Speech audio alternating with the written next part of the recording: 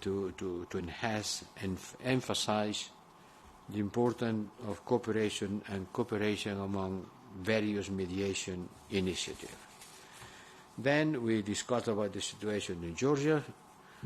Foreign ministers expressed their concern for the law of transparency and foreign influence in Georgia. This law is being presented to the Parliament. It was a commitment by the Georgian government to withdraw this law, this project of law, and not to present it again. This has not been fulfilled. Commissioner Borrell and myself, we issued a statement last week stressing that this law is incompatible with United Nations values. I repeat, it's incompatible with the European Union values. And the Commission will have to present an oral report on this development, but we are very much concerned about the fact that this law has been presented again to the Parliament. And now we are going to have a high-level forum on regional security and cooperation with the Gulf Cooperation Council. I will be chairing it shortly, together with the Prime Minister of Qatar. And I want to thank him and all ministers from the Gulf countries to come here to Luxembourg to hold this meeting.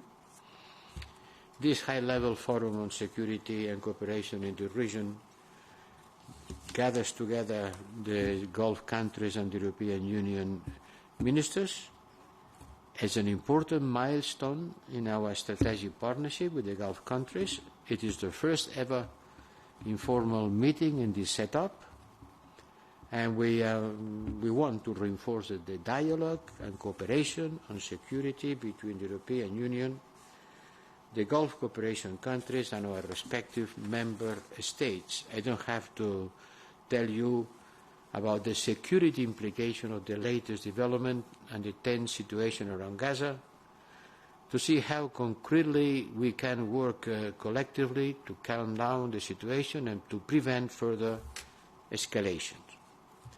I also hope to hear from partners their perspective on all the shared security concerns, security threats and challenges, and in particular the ideas about how to reinforce security in the Gulf region and beyond.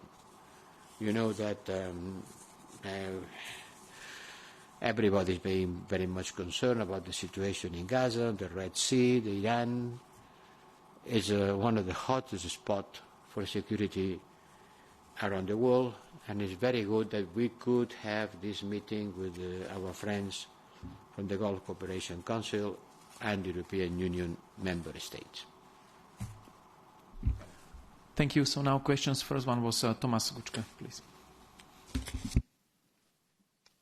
Thomas Guczka, Frankfurter Allgemeine Zeitung. High Representative, for those of us who are covering these meetings, this is now the third meeting in a few days where we hear how urgent the delivery of weapons, especially air defense systems, to Ukraine is. European Council, G7, NATO Defense Ministeria by VTC, and today the Jumbo meeting. It's also the third, or let's say the second time that we hear pledges have been made, or as you said, member states have indicated their will to contribute. But whenever we ask individual ministers, no one would tell us concretely what their country commits to. Can you explain to us why that is? You are right. This is the third or the fourth time that we discuss about the situation and the need for Ukraine to increase the aerial capacity. It was discussed in NATO, and I can say exactly the same thing that the Secretary General of NATO said after the meeting, that there is a common and clear understanding of the need to provide Ukraine with more aerial capacities. Aerial capacities are composed of different types of arms. As I said, there are the launchers, and there are the interceptors, there are the radars, there are F-16 who are coming, There are long range, medium range, and short range. There is at least 20 different types of anti-aerial capacities. And we have been reviewing all of them, who has been doing what, and what else can be done. And each member state, some of them took concrete propositions in the framework of the German alliance. Others went directly to the other issue, which is also important, which is the Czech initiative on ammunition. Others had to go back to their capitals and to take final decisions. I think now it's mature. Now it's everything has been said, and a lot of things has to be done. Thank you. Next one was Vitaly, Ukrainian TV.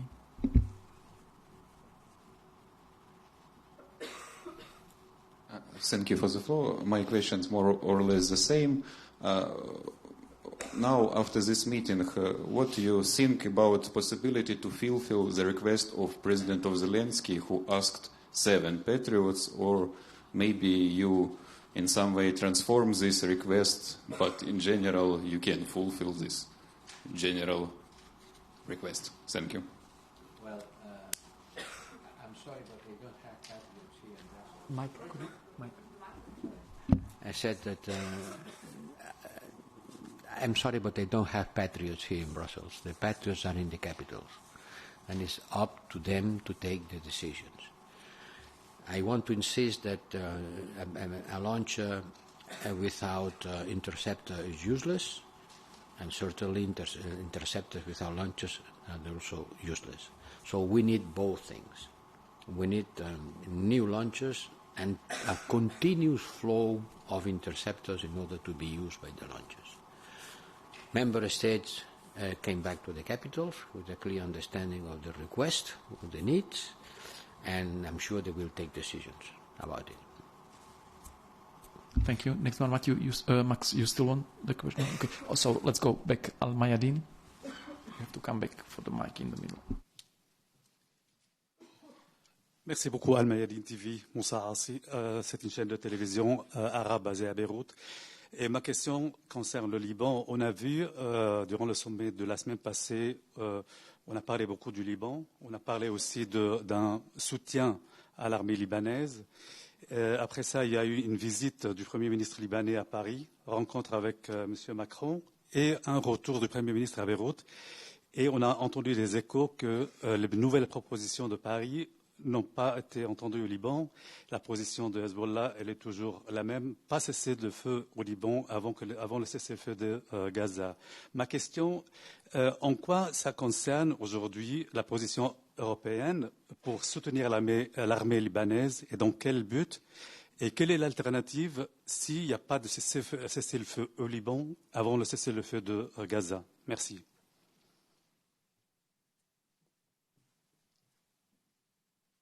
To tell the truth, we haven't discussed in concrete terms the situation in Lebanon, but in the whole region. And we have focused our attention on the answer to the Iran attack to Israel, the sanctions regime, the situation in Gaza, the need to improve humanitarian assistance to the population, the stability of the whole region. But I cannot answer your question because we haven't been discussing deeply the situation in the Lebanon. And last question, Reuters, Andrew. Thanks, Andrew Gray from Reuters. High Representative, just to go back to Ukraine and maybe to try again, just to get an answer to the question of why. Why is it taking so long? What do member states, what do capitals tell you when you impress this sense of urgency upon them? Why is it so difficult for them to provide these Patriots as the Germans have done? I mean, since this first plea was made by the Ukrainians, one European Union country has come forward, Germany, with one Patriot battery. So why not more? You understand very well which is the role of the High Representative. It's not in my hand to take this decision. What I'm trying to do, what I'm doing, it's to put the question very high on the understanding of my colleagues, on the ministers of the European Union member states. And that's why we call both foreign affairs and defense ministers to take into consideration both and simultaneously the political dimension together with the defense capacities of member states. Because foreign affairs ministers are not in charge of the army, and the army has to take decisions on a general political framework. That's why both of them were here. Well, in some cases it was only one, but the idea that it is a decision that affects the military capacity and the geopolitical environment in which foreign policy is being done, at the end the army, and the defense capacities are part of our foreign policy. Foreign and security and defense, I don't want to lose any opportunity to repeat, is a competence of the member states. It's not me, it's not the Commission who have the capacity to decide what kind of military support the member states want or can offer to Ukraine, depending on their own capacities and needs.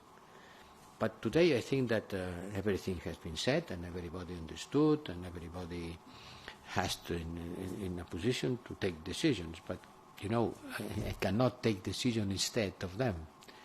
I think the meeting was useful because everybody was looking at the others, what you're doing, what we can do, which is the level of ammunition that has to be provided. Everybody has to take into consideration their own capacities and needs and the need to support Ukraine. And